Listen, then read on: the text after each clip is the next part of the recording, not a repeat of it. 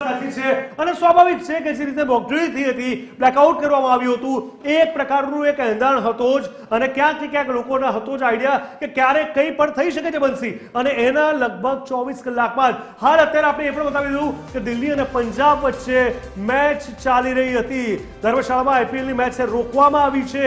ધર્મશાળાની અંદર આ મહત્વપૂર્ણ મેચ છે પણ રોકી દેવામાં આવી કારણ કે સેફટી સૌથી પહેલા જરૂરી છે. દિલ્હી અને પંજાબ વચ્ચેની જે મેચ હતી તેને તાત્કાલિક ધોરણે રોકી દેવામાં આવી છે અને સ્ટેડિયમમાં લાઇટોને પણ બંધ કરી દેવામાં આવી છે કારણ કે પ્લેયર અને તમામ ઓડિયન્સની સેફટી ખૂબ જ આવશ્યક હોય છે.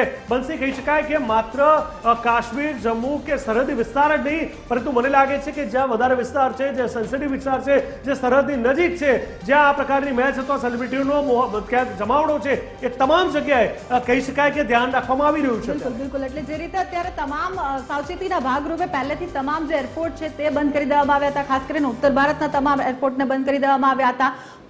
મહત્વની જે ફ્લાઇટ્સ હતી તેને બંધ કરી દેવામાં આવી હતી. ભારત સુરક્ષાના ભાગરૂપે પહેલેથી જ તમામ રીતે યુદ્ધ નીતિના ભાગના રૂપે તમામ રીતે સજ્જ હતું અને તે રીતે આપણે જોઈ શકાય છે કે ભારતે પાકિસ્તાને જે પહેલા નાકામ હુમલા કર્યા હતા તે તમામ વિસ્તારોમાં અત્યારે બ્લેકઆઉટ છે તે પણ જાહેર કરી દીધું છે. સંજય, આપને પૂછવા માંગીશ કે જે રીતે અત્યારે પાકિસ્તાનની જે નાપાક ઈરાદાઓ છે અવરચંડાએ ક્યારેય છોડશે નહીં, પરંતુ કદાચ આ જન્મમાં તો એની જે આ કારી છે તે નહીં ફાવે. સંજય, બિલકુલ બંસી, જે રીતે આપણે કહ્યું રીતે તમામ વાતાવરણને લઈને અત્યારે જે રીતે સરહદી વિસ્તારમાં બ્લેકઆઉટ જાહેર કરવામાં આવ્યું છે ત્યારે હું વાત કરીશ કે આપણી સાથે TV13ના ક્રાઇમ રિપોર્ટર ભાવેશ પણ આપણી સાથે છે. એની પાસેથી જાણીએ. ભાવેશ, જે રીતે અત્યારે સમગ્ર વાતાવરણ સર્જાયું છે, જે રીતે બ્લેકઆઉટ કરવામાં આવ્યો છે સરહદી વિસ્તારમાં, શું લાગે છે કેવી રીતે આગળ ઘટના અને એમાં જે રીતે કહી શકાય કે એક પછી એક જડબાતોડ જવાબ આપી રહ્યું છે ભારતીય સૈન્ય, શું કહેશો?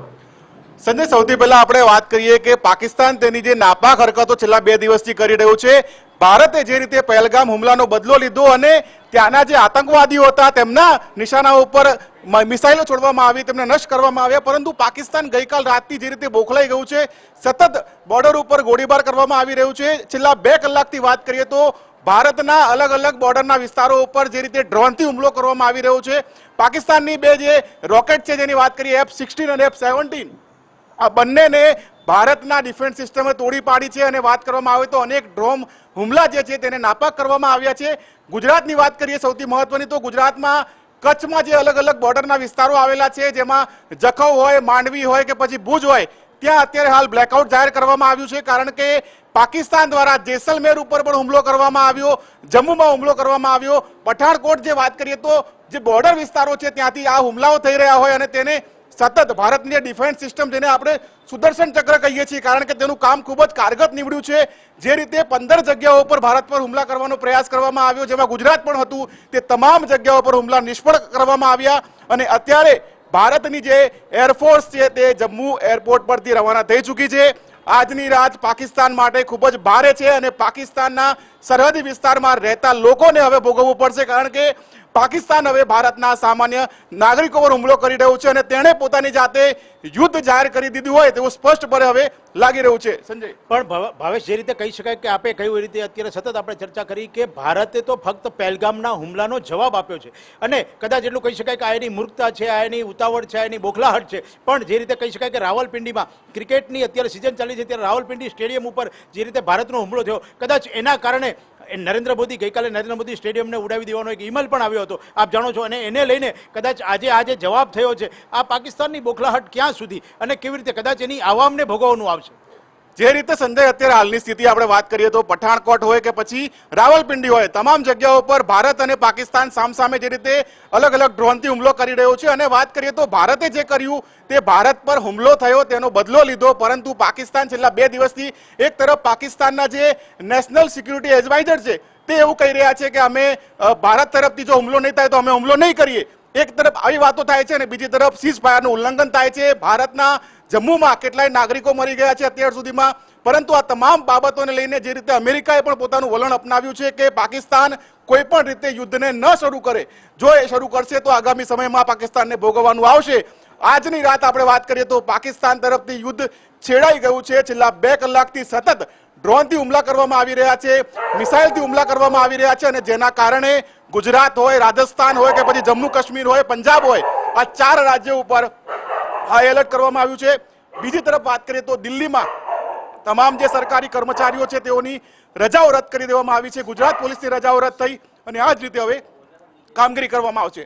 બિલકુલ ભાવેશ, જે રીતે તમે કહ્યું એ રીતે આ એક બોખલાહટનો જવાબ છે અને એટલું કહી શકાય બનશી કે કદાચ આ બોખલાહટનો જે રીતે પરિણામ છે એ પાકિસ્તાનની જનતાએ ભોગવવાનું રહેશે. કારણ કે જે રીતે ઉતાવળું થઈને પાકિસ્તાન પોતાની જનતાને જે રીતે સૈન્ય જે છે એ અહીંયા જે રીતે હુમલાઓ કરી રહ્યું છે અને આ હુમલાનો જવાબ આજે પણ ભારત પોતે ડિસિપ્લિનમાં રહીને જવાબ આપી રહ્યું છે. કારણ કે એના માટે થઈને ભારતની જનતા કે કોઈ પણ દેશની જનતા હોય, જનતા હોય છે, એને શા માટે ભોગવવું રહ્યું આજે એના કારણે તમામ રીતે વિચારીને કદાચ એવું કહી શકાય કે જે રીતે ઉચ્ચતર સ્તરીય બેઠકો યોજાઈ રહી છે પ્રધાનમંત્રીની અને જે રીતે હોમ મિનિસ્ટરની, ત્યારે એટલું કહી શકાય કે તમામની અંદર એક જ વાતની ચર્ચા હશે કે જે રીતે મૂર્ખામીનો બદલો ફક્ત જવાબ આપવાથી લેવાનો છે, કોઈને પણ નુકસાન ન પહોંચવું જોઈએ. આજે આટલા વર્ષોથી ભારત અને પાકિસ્તાનના સંબંધો વણ ઉકેલ્યા, એટલે વણસેલા જેને કહી શકાય દુનિયા આખી જાણે છે, ત્યારે એવામાં પણ ભારત પગલું વિચારીને ભરે છે. ત્યારે પાકિસ્તાનની આ ઉતાવળ શા માટે? જે રીતે પાકિસ્તાન અત્યારે વર્તન કરી રહ્યું છે તે સીધી વસ્તુ બતાવે છે કે તે ન માત્ર આતંકવાદને સહારો આપે છે પરંતુ પોતે પણ આતંકવાદને સમર્થન આપતું હોય તેવું સ્પષ્ટપણે જોવા મળી રહ્યું છે. કારણ કે જ્યારે આતંકવાદીઓને ભારત દ્વારા મારવામાં આવ્યા ત્યારે તેઓને શહીદ ગણાવ્યા છે. એટલે કે તેઓના માટે આતંકવાદીઓ શહીદ છે, તેમના પોતાના નાગરિક છે અને તેના કારણે તેનો આ બદલો લઈ રહ્યા હોય તેવું સ્પષ્ટપણે જોવા મળી રહ્યું છે. પાકિસ્તાની વડાપ્રધાન છે તેઓ એક તરફ રોતરા રડી રહ્યા હોય કારણ કે તેમને એવું લાગી રહ્યું છે કે ભારતે તેમના દેશ ઉપર હુમલો કર્યો, તેમના સામાન્ય નાગરિકો મરી ગયા, પરંતુ ભારતે આતંકવાદ પર હુમલો કર્યો, આતંકવાદીના ઠેકાણા પર હુમલો કર્યો અને હવે પાકિસ્તાન જે રીતે સીઝફાયરનું ઉલ્લંઘન કરી રહ્યું છે, ડ્રોનથી હુમલા કરી રહ્યું છે.